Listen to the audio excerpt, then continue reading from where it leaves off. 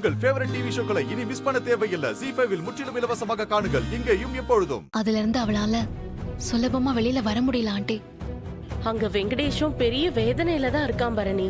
யாரால ஆண்டி தாங்கிக்க முடியும்? அவரும் பாவம் தானே. எவ்வளவு பெரிய ட்ராமா இது. எல்லாருக்கும் வேதனை தானே. மாப்பிள்ளைக்கு தான் என்ன பதில் சொல்றதுனே தெரியல.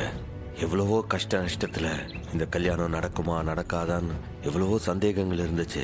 ஆனா மாப்பிள்ளை எல்லா நிலைமையிலயும் ரத்னா தான் வேணும்னு உறுதியா நின்னாரு. தாலி கட்டினதுக்கு அப்புறமா கூட அவருடைய வேதனை இன்னும் குறையிலையே. அவரை நினைச்சாதான் சங்கடமா இருக்கு. நல்லபடியா கல்யாணம் ஆயிருந்தா பொண்ணு மாப்பிள்ளைய மறு வீட்டுக்கு அழைச்சு இந்நேரம் விருந்து போட்டிருக்கணும். ஆனா வெங்கடேஷ் அங்கேயுமா ரத்னா இங்கேயுமா பிரிஞ்சு கிடக்குறாங்க. யாரால என்ன செய்ய முடியும்? அதுக்காக எல்லாத்தையும் அப்படியே போகட்டுன்னு விட்டுற முடியுமா? அடுத்து ஆக வேண்டியதை பார்க்கணும்ல. ஹலோ, இந்த விஷயத்துல நீங்க வாய மூடுங்க. நீங்க சும்மா இருந்தாலே எல்லாம் சரியா நடக்கும். நீங்க முதல்ல பேசாம இருங்க. அப்புறம் எனக்கு கோவம் வந்துச்சுன்னா நான் ஏதாவது பேசி வச்சிட போறேன்.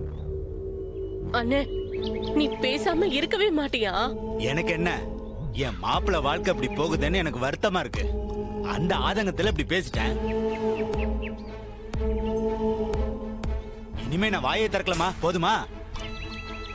அத்தை, மாமா, நான் ஒண்ணு சொன்னா நீங்க கோச்சுக்கிட மாட்டீங்களே? சொல்லுங்க தம்பி. ரத்னா ரொம்ப உடைஞ்சிருக்கா.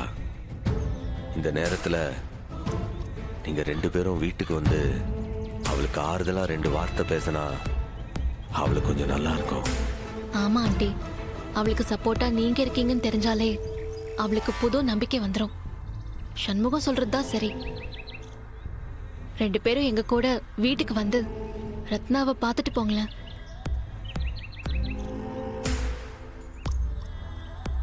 போலாம். சரி தம்பி, நாங்க வரோம். நீங்க அழைக்காமையே வந்திருப்போம். ஆனா ரத்னா என்ன நினைப்பாலும் நினைச்சுதான் நாங்க வராமையே இருந்துட்டோம். அத்தை, நீங்க நேர்ல வந்தீங்கன்னா அவளுக்கு கொஞ்சம் நம்பிக்கையா இருக்கும். அதனாலதான் கூப்பிடுதோம். துக்க வீடாச்சே, அதான் யோசிக்கேன். அதெல்லாம் பாக்குற நேரமா அங்கிள் இது? அடுத்து என்ன பண்ண போறோம், எப்ப நீங்க கூட்டிட்டு போக போறீங்கன்னு ஒரு வார்த்தை நம்ம வீட்டுக்கு வந்து ரத்னா கிட்ட நீங்களே நேர்ல சொல்லிட்டீங்கன்னு வைங்க. அப்பதான் ரத்னா கிட்ட நாங்க பேச வசதியா இருக்கும். ஏமா, நல்ல கரியத்துல இருக்காங்க, இந்த நேரத்துல துக்க வீட்டுக்கு வர சொல்றியே, இதெல்லாம் நியாயமா?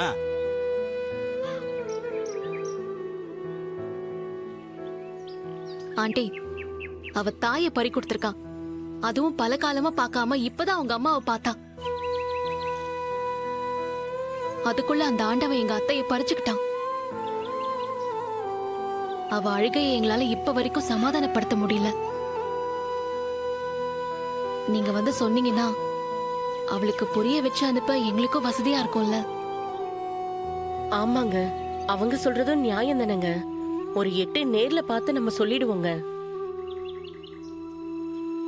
ஆமா, இது வேறயா? நீ செஞ்ச இந்த உதவிக்கு நன்றி. இது உதவியெல்லாம் கிடையாது, பரிகாரம். ரத்னா கல்யாணம் தள்ளி போனதுக்கு நான் தானே காரணம். அதுக்கு பரிகாரம்னு வச்சுக்க. நான் வரேன் பரணி, வரேங்க. வாங்க. ZEE5 ஆப்பை டவுன்லோட் செய்து அனைத்து எபிசோடுகளையும் இலவசமாக பாருங்க.